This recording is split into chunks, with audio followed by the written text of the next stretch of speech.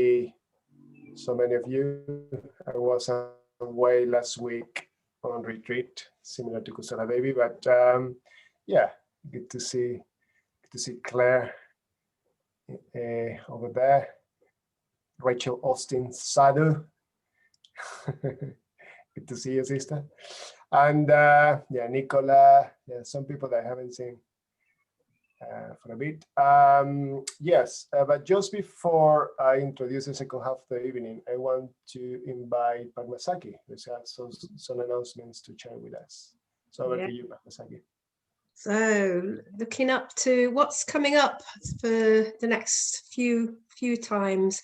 So on Friday night, there's another puja, be led by Bodhinaya this week. So 7:15 on Friday. Do feel free to come. The email will go out on Thursday with the link in it. Next week's a bit of a special Sangha night because there's going to be a celebration. It is next week, isn't it? Of 25 years. Yeah. 25 years since the centre opened. So we're going to have some people coming in and talking about their experience of that, the centre in the early days, shall we say. And I think just an opportunity for us all to just realise that this centre's been going quarter of a century. I mean, wow, how many people have come through this door and how many people have gained some sort of sense of the Buddhist teachings through it. It's quite exciting when you think about it. So please do turn up, tell your friends, gather in numbers. Let's really celebrate the centre. At the end of the month, on the 28th, there's a Sangha weekend retreat, and Buddha Day is in part of that, and also the special 9 Mitra ceremonies that we're going to have, which for the first time in quite a number of months, we're going to have them from the centre. So some of us will be the Mitra ceremonies will be there, and we'll all be able to join in on Zoom.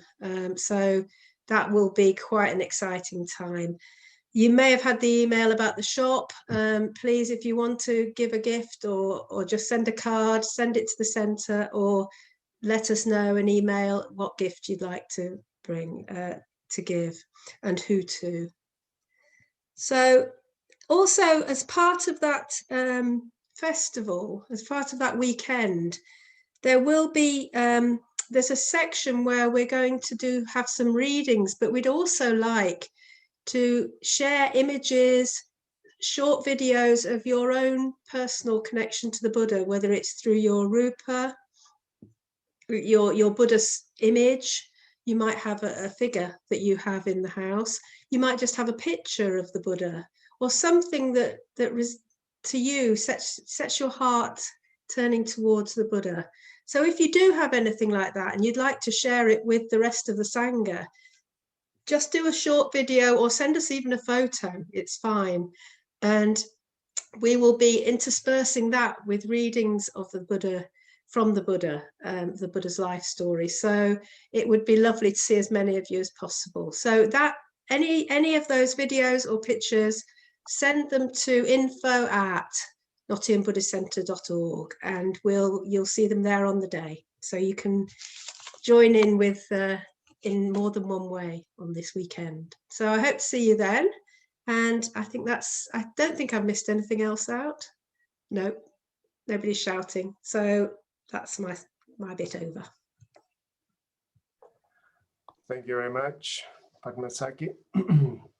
So I want to introduce Bodhinaya tonight, my good friend Bodhinaya. So Bodhinaya is a very close friend of mine. It's a very dear friend of mine. We've been friends for 5 years since I arrived in Nottingham. I believe, Bodhinaya, correct me if I'm wrong, that your name translates as "he who is wise in conduct." Is that correct, brother? Yeah. And it's a very beautiful name, Bodhinaya, and I think it's how appropriate it is, that Bodhinaya is sharing his wisdom with us tonight. We are exploring this in this phase of Sangha nights, the quality of wisdom in many ways. So last week we had a bit of stories from the Therigathas, the Theris, or the songs of the early nuns, as it were, female disciples of the Buddha. And tonight is going to be a fair bit of storytelling, I think, tonight, I believe, I hope. But something that I really like about Bodhinaya is that the way he embodies that wisdom is a wisdom that is very much like the wisdom of the disciples of the Buddha. Is based on experience, and it's very, very creative. I'm always looking forward to Bodhinaya's presentations and talks and workshops, and you never quite know what is he going to do. I don't know exactly what is he going to do tonight, but it's always magical, and it's always an exploration, a very deep exploration of the Dharma from a perspective, an angle that you don't expect. So I want to invite my good friend Bodhinaya to lead us into this magical adventure tonight. Over to you, brother. Wow, that sounds wonderful. I hope I can pull it off. Thanks, brother. That's wonderful to hear you introduce me in that manner. I just want to check everybody's got to hand a paper and pen. So we're going to be doing some writing in responses to a story that I'm going to be sharing. Okay. Yeah, tonight's a little bit of an experiment, really. In fact, living the Dharma life is actually an experiment. You never quite know what's going to happen, really. And in the same spirit of tonight, there's an element I don't quite know how things are going to unfold, and that's sort of given a little bit of an edge to my experience, and maybe even yours, because in a sense you're going to be part of this experiment, if you like. But there's something in my relationship with stories and the story making process that's part of my myth, if you like, and how my relationship with the Dharma and my development as a Buddhist is sort of part of my unfolding, if you like. And I was listening to a talk just a few days ago by Joseph Campbell, and he was saying that when you follow your myth, there's something of madness that's involved in you following your myth. And you talked about the madness of building pyramids and these huge cathedrals, that may have taken tens or even hundreds of years to build. And in a sense, there's a little bit of madness, I think, to what I'm doing tonight. And partly because I feel like I'm taking a little bit of a risk, even though I'm very familiar with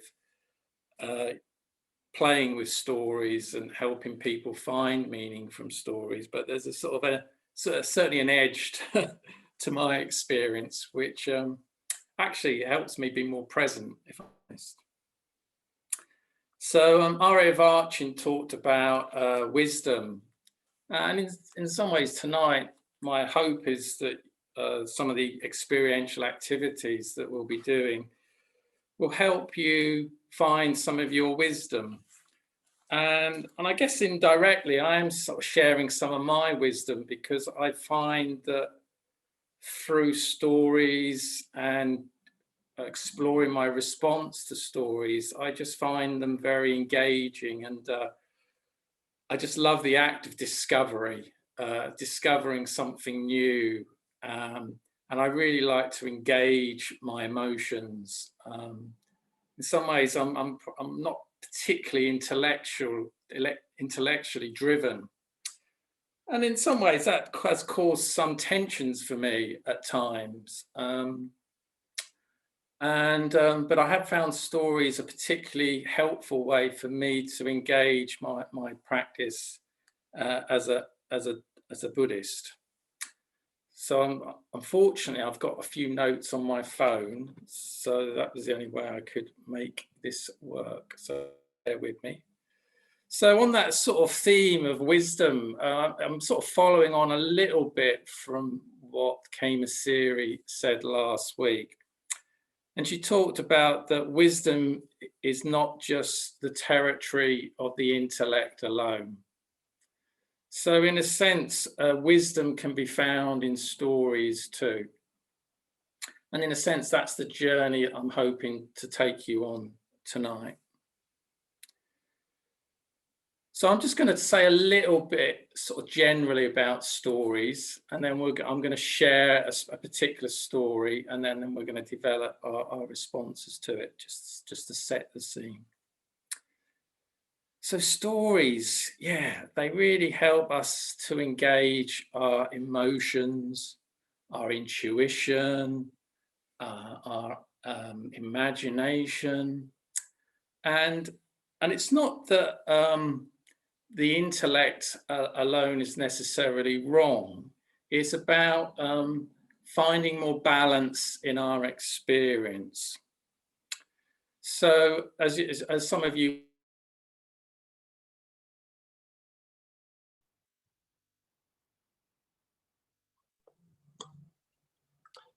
I think he's frozen. This is just me. No, yes, he's frozen. Let's wait for a couple of moments and see. Sure. If he comes back. Got Bodhinaya back. Welcome back, Bodhinaya. Thank you. Sorry about that. We were just chatting about your future home. Yeah, sorry, the internet just went. It's never happened before. That's so typical, isn't it? But never mind. So yeah, apologies. So is it all right if I continue? Yeah. So yes, I was just saying about how stories help to engage our intuition, our imagination, and our emotions. And yeah, we do need to cultivate this part of ourselves so we're integrated with our intellect. So as I said, Sangha suggested that, we can be over-driven, particularly in the West, by our intellect alone. And we need to find emotional equivalents to our intellectual understanding. And stories can help with this because of their capacity to just sort of draw out emotion, if you like. They can really help us to immerse ourselves and engage ourselves. And in that respect, there's also the potential there for wisdom, because if you like, we're getting more of ourselves potentially immersed in a story. So I suppose there's a little bit of me in this talk, as you'd expect, because inevitably I'm talking in part about my conditioning, and I do find lists and some concepts, if you like, hard to understand. But if they're embedded in a story, I find I can make much more sense of something. So as you know, there's a lot of lists in Buddhism, and I'm not in any way saying these aren't important, but sometimes lists can appear a little bit abstract. They might not always inspire us. And yeah, so in a sense, bringing in the emotions helps to create some balance with our intellect. And yeah, so we need more than our intellect to go for refuge to the three jewels. We don't need a degree to go to refuge for the three jewels. The Buddha didn't have a degree, and he probably couldn't even read or write. The Buddha didn't hand out photocopies of the Eightfold Path, as far as I'm aware. He just shared his experience as best he could in a way where others could understand.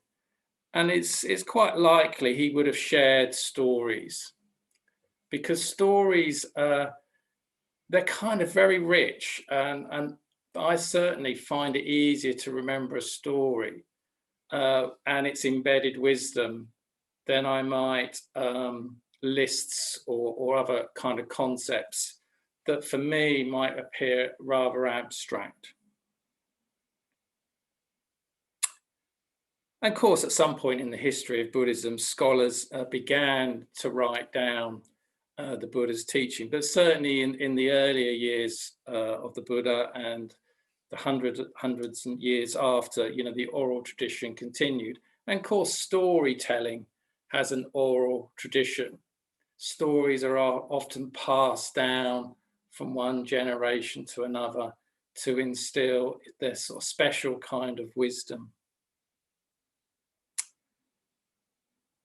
So in a sense, my talk tonight and the workshop we're going to do is very much about stories and the role of the imagination and how it can help move us towards being potentially more integrated.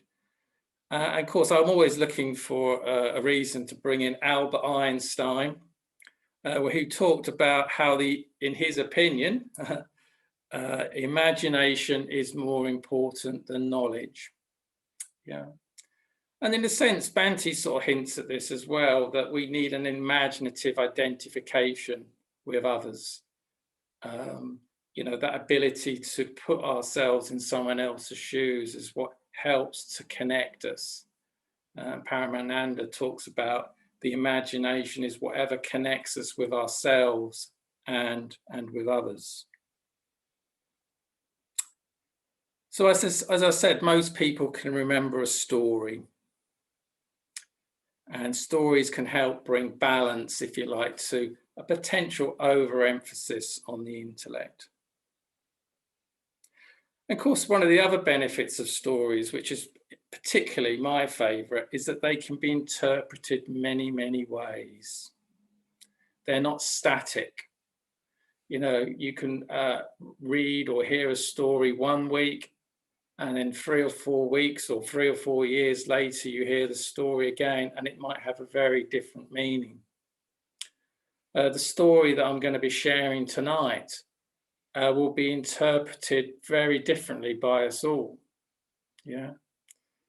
We might even argue if it's the same story that we're actually listening to, because in a sense, we respond to the story, we find meaning with the story based on our kind of own conditioning and our own uniqueness. So in this respect, stories are very alive. And they can engage us in multiple ways. They're multisensory. They can help sort of inspire us. And in some ways, I was thinking about puja, because puja helps to, I thought I'd get puja in here somewhere. It's a bit of a poor link, but I thought I'd try and make it anyway. But the thing is with puja, it engages and it kind of activates the depths. And I think one of the reasons why puja does this is because it's quite multisensory. There's a visual element, there's the smell of incense, there's the chanting. It sort of creates a very poetical atmosphere. And in some ways, story has that potential too. It kind of can communicate to us on many different sensory levels. And in this way, it can also activate the unconscious, those depths that are out of our normal everyday reach. And just like puja can reflect back to us where we are, stories have that potential too. They have that potential to kind of communicate that through the unique wisdom of the story, where we might be in relation to our practice, if you like, or in relation to our kind of everyday awareness.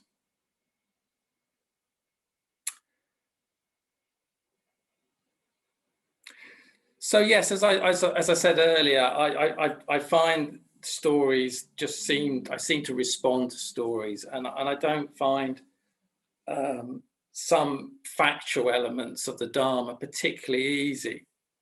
But I came across this wonderful quote from Dickens, and I thought, oh, I must find a way of bringing it in.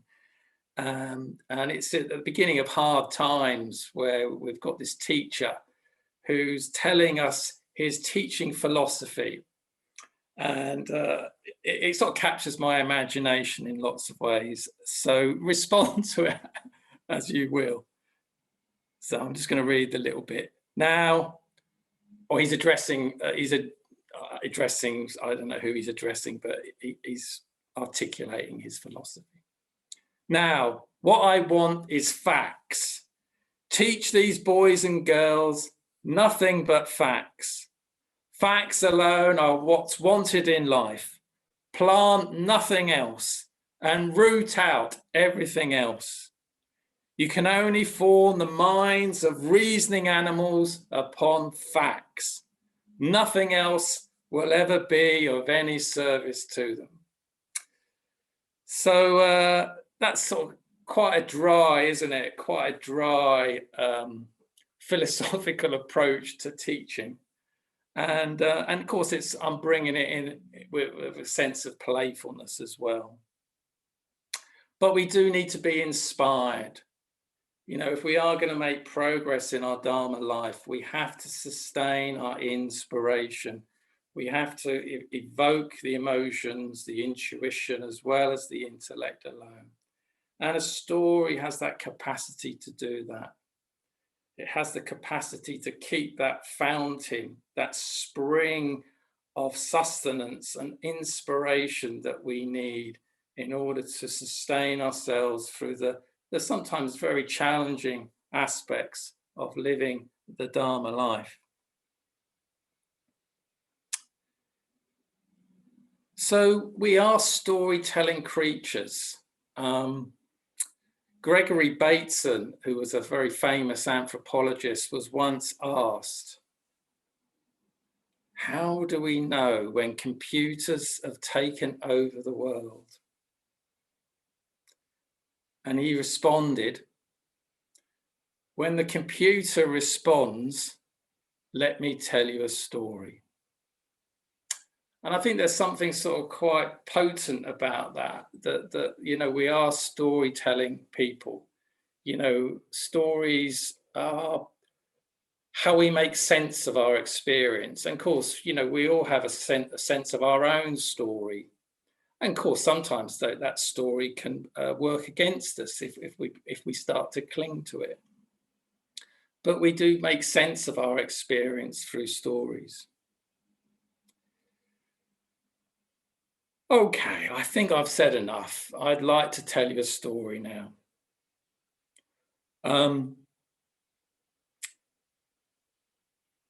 Yeah, I'm going to share a story. We've lost a little bit of time, so I want to make up a bit of time, so I'm going to skip a few bits. So the story I'm going to be sharing tonight, it's from the White Lotus Sutra. So it's from the Mahayana tradition of Buddhism, and it's called the Return Journey. So it's quite a very popular and sort of semi-famous story, really. So just sit back and enjoy the story, you know, and just allow yourself to respond as you will. So, like all stories, this one's going to begin once upon a time. Once upon a time, there was a son, and he decided to leave his father for another country. And he left his father and he found some bits of work here and there, but on the whole, he was struggling to make ends meet. However, in the meantime, his father became quite rich. His business interests developed and he became quite wealthy. And that meant he could move from town to town and country to country. And as it happens, he ended up in the same country as his son. But despite the rich man's growth in his business, he still missed his son. He still thought of his son. He often wondered where his son was. And of course, his son, unbeknown to him, was poor, roaming from town to town, trying to make ends meet. And by chance, his son came across a huge house, which just so happened to be where his father lived. But he didn't know that. He saw this rich man with all his attendants, all his advisors, all his servants. And he thought, well, I'm not going to get any work there. So he wandered off. But the rich man saw his son in the crowd. So the rich man asked a couple of his servants to run after him. And when they caught up with his son, he was terrified. He thought he'd done something wrong. And he was very, very fearful. And of course, the father realized that his son wasn't comfortable with rich people. So the father hid his identity and instructed some of his men to offer his son some work. It was quite a menial job, but it paid well. And the job he was offered, that his son accepted, was to clear a huge heap of dirt. So day after day after day, he shoveled dirt. And he was a very loyal employee. He did his job. He was vigilant. He was responsible. And he continued to do his job, shoveling dirt. And he lodged in a straw hovel next to his father's, the rich man's, mansion. Of course, he didn't know his father was watching him and took quite a lot of interest in how he was developing. And eventually the father decided to approach his son, but he disguised himself. And in his disguise, he talked to the poor man, his son, and decided to promise him plenty of work in the future. So for a number of years, the poor man, the son, carried on moving dirt, perhaps with the sense of some security that he'd instilled some confidence in his employer. Of course, over time, the rich man became old and ill. And he needed someone to govern his affairs. So he decided to ask his son, the poor man, if he would be his steward and handle his wealth.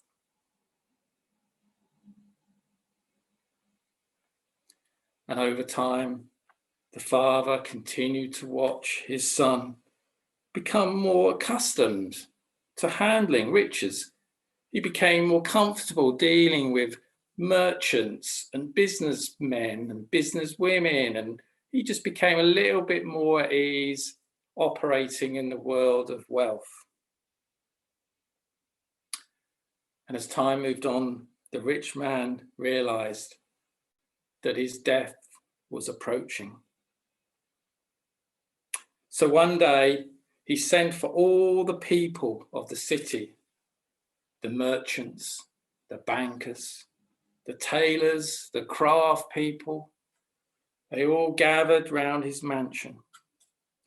And in this atmosphere, he then presented his son and shared the whole story of the relationship between him and his son. And at the end, he then handed over all his riches and all his wealth to his surprised and bewildered son. So that's the story of the return journey. So what I'd like you to do now, so I'll just have a quick look at my notes just to make sure I'm thinking clearly. So yes, so what I would like you to do is just write a response, if you like, to the story. Could be a response like you might respond to a letter or an email. Just have a sense of an intuitive response, whatever it is. Yeah, it could be a strong feeling that you have, or it could be a weak one. And as you're responding, what I'd quite like you to do is just to let the pen move. Try not to think too much, just let the pen move, keep the pen moving. And if you, for some reason or other, you don't know what to write next, what I suggest you do is just repeat the last word or repeat the last line. So we're just going to be doing this for just 2 or 3 minutes.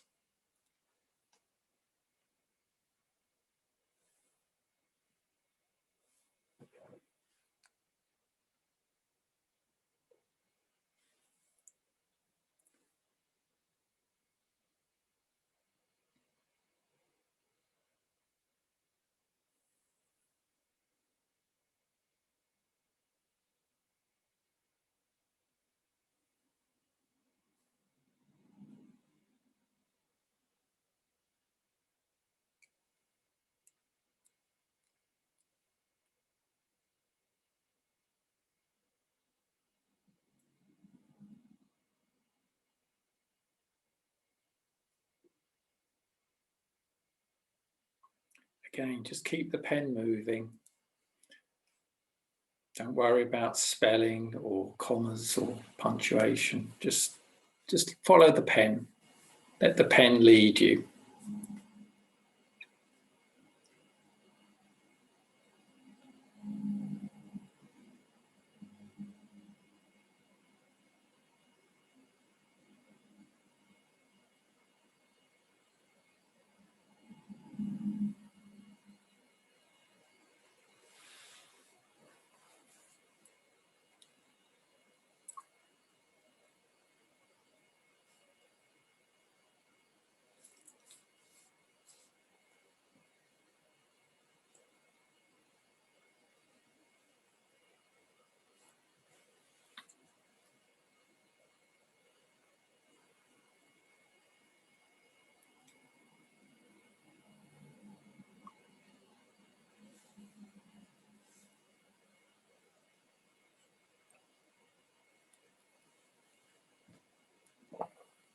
Okay, so just pause there.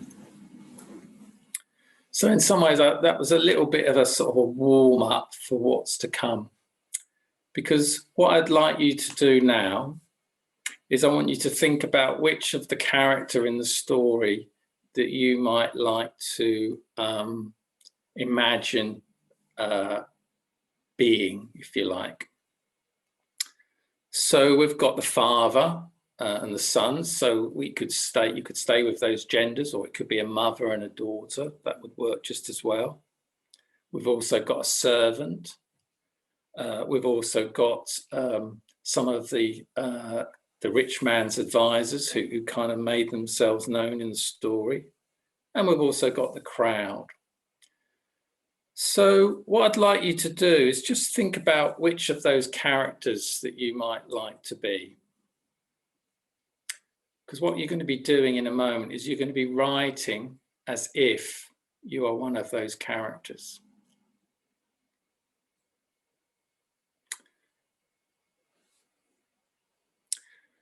But before we do that, I want you just to have a sense of what kind of clothes, what kind of costume those characters might wear.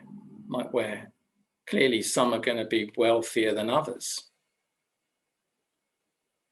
Some might be poorer than others. Some might be wearing jewelry. And of course, amongst the atmosphere of the character that you're going to be writing as if you are in a moment, There might be sweet smells, the smell of sandalwood, or perfumes, and other sweet smells that might abound a hot climate. So just having a sense of the atmosphere and the story, perhaps any sounds that you might be able to hear, sounds nearby or further away, the sounds of people working, the sounds of people talking. And with this sense of what they might be wearing, just begin to write as if you are that character that you've chosen, using the I, aware that you're leaving behind for a moment some of your conditioning, some of your views, and stepping into somebody else's worldview. So again, just writing for 3-4 minutes as if you are that character in the story.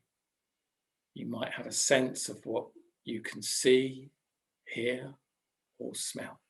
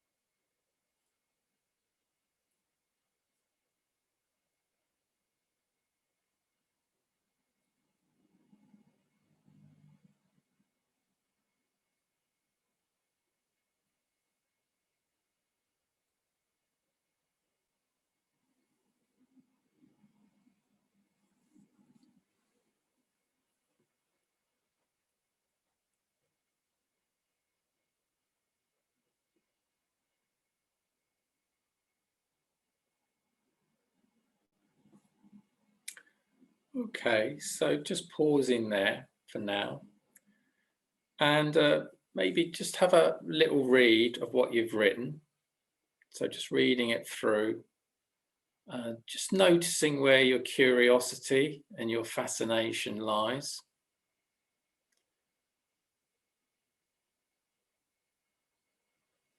You might want to note or mark areas that interest you, that you might want to share when we go into breakout groups in a moment.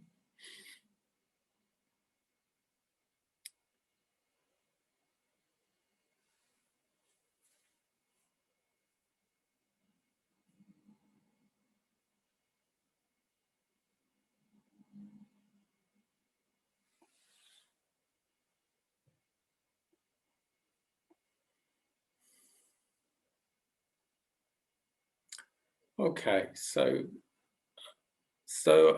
I've encouraged you to imagine you're somebody else. So what we need to do now is return to our everyday, if you like, experience.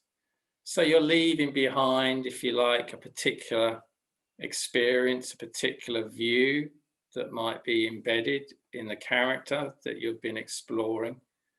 And now you're returning back to yourself, back to me, and all those views that you hold that make up you. So just have a sense of returning to your everyday clothes, sense of whatever you're wearing, and just sort of imagining leaving that costume behind that you've temporarily tried on. Okay, so what we're going to do now is that we're going to go into breakout groups that Zach's going to set up for us. And there's an opportunity here to share something of your discoveries, if you like, whatever they might be. There might not be time enough for everybody to read their response, if you like, to the story and the meaning that they've had, but there may be an opportunity to share something that you've discovered that has offered some fascination for you. So hopefully Zach will put us into small groups. Thank you, Zach.